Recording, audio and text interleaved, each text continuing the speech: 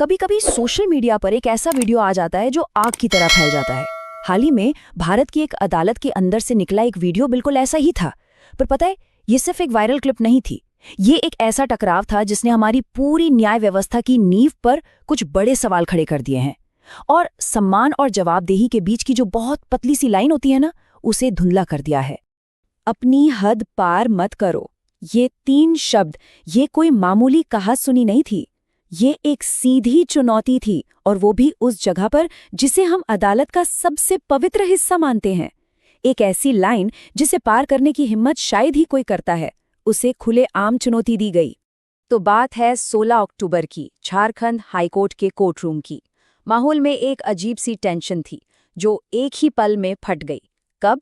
जब एक वकील ने ये शब्द सीधे जज से कहे, और बस उस दिन की सुनवाई हमेशा के लिए इतिहास में दर्ज हो गई। तो सवाल ये है कि आखिर इस विस्फोटक पल के पीछे की असली कहानी क्या थी? ऐसी क्या बात हुई कि एक आम सी सुनवाई एक असाधारण टकराव में बदल गई? चलिए मामले की तह तक चलते हैं। मामला देखा जाए तो बड़ा सीधा साधा था। बिजली के बिल को लेकर एक विवाद। ऐसे केस तो देश भर की अदालतों में रोज ही आते हैं। वकील थे महेश तिवारी, जो जस्टिस राजेश कुमार की बेंच के सामने अपने क्लाइंट का पक्ष रख रहे थे। मतलब ऊपर से देखने में ये एक बिल्कुल रूटीन मामला लग रहा था, पर यह किसी भी तरह से रूटीन नहीं होने वाला था। तो बहस के दौरान वकील साहब ने एक बीच का रास्ता निकालने की कोशिश की। उन्होंने एक प्रस्ताव रखा कि बकाया बिल के बदले 25,000 रुपए अभी जमा करवा देते हैं, ताकि उनके क्लाइंट का कनेक्शन वापस जुड़ जाए। उन्हें लगा कि शायद ये एक अच्छा सोल्यूशन है जिसे दोनों पक्ष मान लेंगे। लेकिन जस्टिस कुमार अपनी बात पर अड़े हुए थे। उन्होंने साफ कर दिया कि कनेक्शन तो तभी जुड़ेगा जब बकाया बिल का कम से कम आधा हिस्सा यानी 50% जमा हो जाएगा। हो सकता है वो कोई मिसाल कायम करना चाहते हों या अदालत के अधिकार को बनाए रखना चाहते हों, पर यहीं से बात बिगड़नी शुरू हुई। अब ये जो शब्दों की जंग हुई ना, ये सिर्फ उस कोर्टरूम तक ही सीमित नहीं रही। इसके बाद जो हुआ उसका असर बहुत दूर तक जाने वाला था। यहां से चीजें बहुत तेजी से बिगड़ी। सबसे पहले जज साहब ने वकील के बहस करने के अंदाज पर ही सवाल उठा दिया। अब सोचिए, 40 साल का तजुर्बा रखने वाले वकील के लिए ये एक निजी अपमान जैसा था। और फिर वो हुआ जिसकी किसी को उम्मीद नहीं थी। जज ने गुस्से में केस की फाइल फेंक दी। उसी पल ये मामला अब बिजली के बिल का नहीं रहा, बल्कि न्याय व्यवस्था की गरिमा का सवाल बन गया।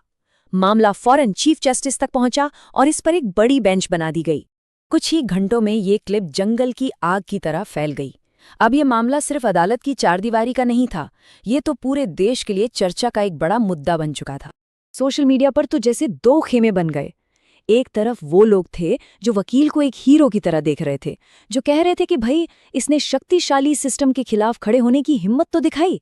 तो दूसरी तरफ वो लोग थे जिनकी नज़र में वकील ने अदालत की गरिमा को ठेस पहुंचाई थी।